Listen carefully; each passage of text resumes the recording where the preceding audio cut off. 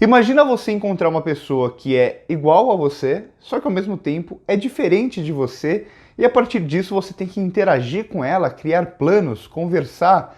É um pouco sobre isso que é o terceiro episódio de Loki.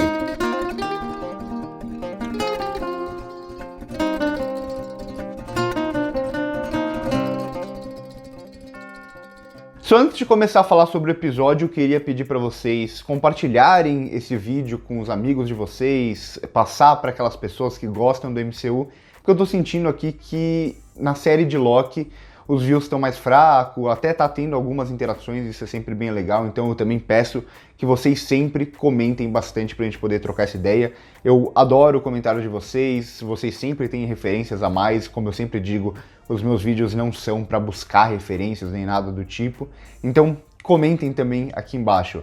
Bom, aqui eu queria mandar um abraço também pro meu amigo Marquinhos, porque desde o começo ele tá falando, desde o primeiro episódio ele tá falando: não acredita muito nessas coisas que a TVA fala, não dá pra acreditar na TVA. E eu ficava meio assim, tá bom, Marquinhos, tá bom. E bom, aqui a TVA foi pega na mentira, como a gente vê no final do episódio, quando tem a descoberta de que todos ali dentro da TVA, pelo menos segundo a Lady Locke, são variantes. O que faria até um pouco de sentido do Loki estar trabalhando ali dentro, ainda que aquelas pessoas não lembrassem ou não soubessem que são variantes. A gente não sabe se é um esquecimento por passar muito tempo, ou se é simplesmente uma lavagem cerebral, ou se eles apagam a memória, alguma coisa do tipo. E acaba sendo também divertido de ver como o Loki ele sofria um certo preconceito ali dentro, né? Por ser uma variante. Ah, sua variante, eles tratavam ele lá dentro como se ele fosse um ser inferior. E agora a gente vê que eles também, as pessoas lá de dentro que ofendiam o Loki, também são variantes. Então aqui a gente tem o primeiro grande plot twist da série. Já tô começando pelo final do episódio, e aí depois eu falo sobre o que eu realmente acho que é esse episódio inteiro, ou o que eu mais gosto no episódio. Então eu acho legal essa virada, porque a gente abre novas possibilidades. Então, como será que vai funcionar essa questão de linha do tempo? Porque até então a série tinha apresentado uma linha do tempo, onde as variantes deveriam ser devolvidas no lugar certo, senão abrir linhas do tempo alternativas. Só que a partir do momento que a gente sabe que todos ali dentro são variantes, e agora? Como que eles vão explicar a partir disso? Então a gente deve ter mais explicações no próximo episódio, se vai realmente já ter um multiverso acontecendo, ou se essas pessoas que são variantes lá dentro são pessoas que não iam mais existir em alguma linha temporal por algum motivo, como por exemplo o do episódio passado de ter as catástrofes e tal, e aquela linha do tempo parar de existir. Enfim, vamos aguardar por mais respostas disso. Mas eu acho que o episódio, no geral, ele funciona mais uma vez por causa de interações. Eu acho que essa série, ela até agora, ela tem, lógico, a ideia de um possível multiverso, a ideia das linhas temporais como uma força ou algo para motivar o público, só que ela vai funcionando muito mais no simples, naqueles diálogos, na interação entre dois personagens. Até agora foi isso.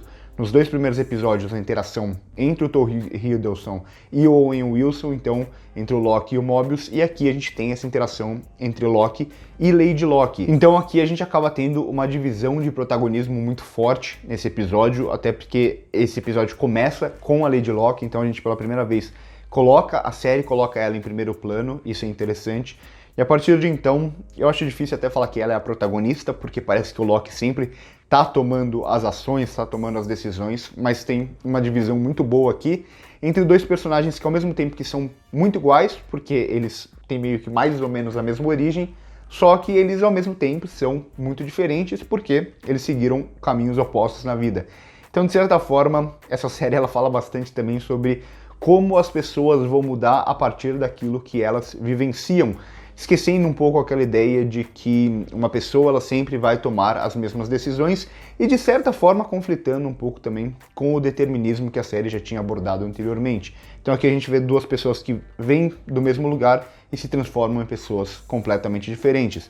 E aí a gente vai ter, claro, as provocações entre elas, entre esses dois personagens, justamente pelas diferenças deles e também por eles serem muito iguais. Então é aquele negócio de você se olhar no espelho e não gostar daquilo que você tá vendo, não se reconhecer ali, ou por se reconhecer, não gostar daquilo que você está vendo no reflexo. Até tem uma pequena referência aqui quando o Loki fala sobre o amor usando a adaga, então de você olhar na adaga e ver o seu próprio reflexo. Gosto também da primeira cena deles ali na TVA, primeiro porque, por mais curta que seja, é muito bem filmada a ação nessa série, a gente ainda não tinha tido mais ou menos cenas de ação, mas gostei mais, talvez, do que qualquer cena que tenha aparecido em Falcão e o Soldado Invernal, que era uma série que era para ser focada na ação.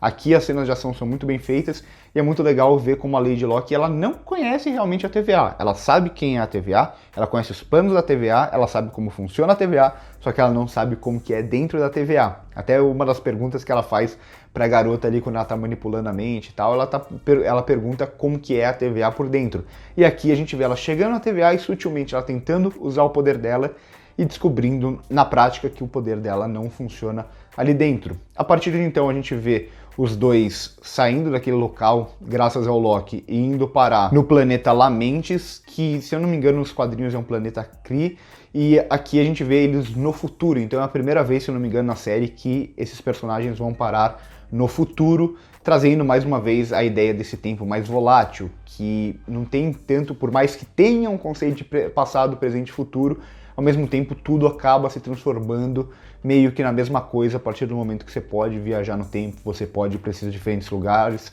Então, o que é passado, o que é presente, o que é futuro.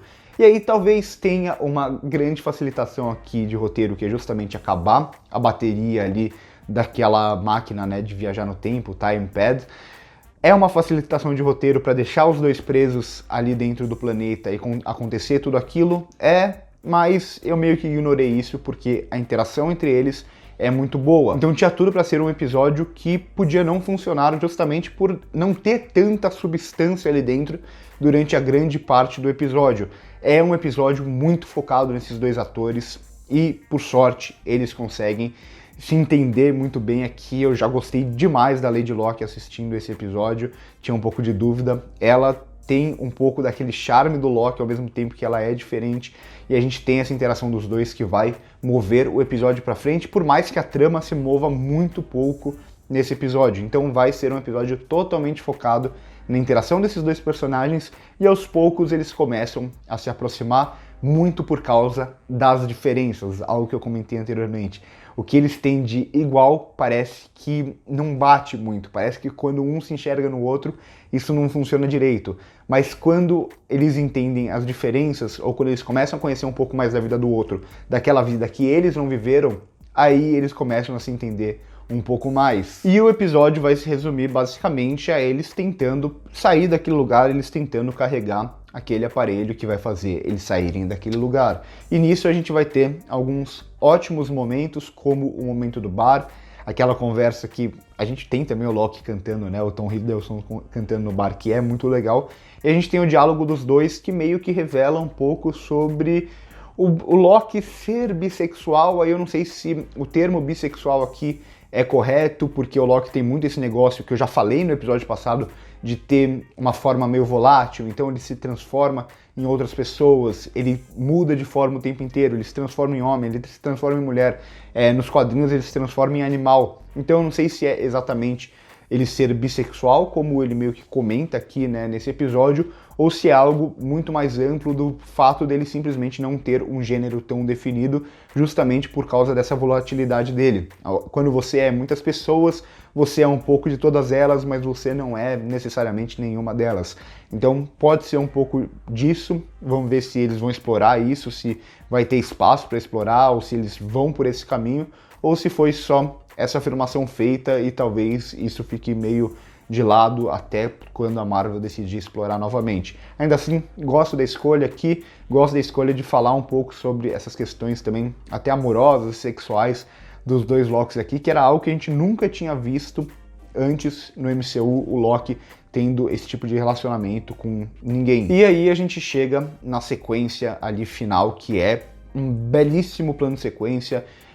Assim, falar de direção, é uma das melhores coisas que eu vi na Marvel até hoje, é o plano sequência final deles tentando entrar ali na nave para ir embora. E claro, tem alguns cortes escondidos, por exemplo, no momento que tem uma explosão, tudo fica meio cinza e aí depois eles se levantam e tal. Então não foi tudo gravado de uma vez, mas ainda assim é um plano de sequência muito, muito bem feito, com ação no meio. Eu vinha criticando a ação da Marvel em Falcão e Soldado Invernal, que eu achei muito mal filmada lá. Aqui é uma ação muito mais evidente, é tudo em plano de sequência, a gente vê a movimentação dos personagens, a gente vê os movimentos dos personagens. É isso que eu sempre peço em cenas de ação, e aqui as cenas de ação desse episódio são muito boas. Então, gostei desse episódio 3 de Loki. Tem, acho que como avanço mesmo da história, a gente tem mais só a revelação final da TVA. De certa forma, eles começam o episódio presos naquele planeta e terminam o episódio presos naquele planeta, mas ainda assim eu acho que é um episódio que se sustenta muito pela interação desses dois personagens, que é muito, muito boa. Então comentem aqui embaixo o que vocês acharam, as referências que vocês pegaram, o que vocês acham da TVA, falem as teorias de vocês também, curtam o vídeo se gostaram, se inscrevam no canal. Por hoje é isso e corta.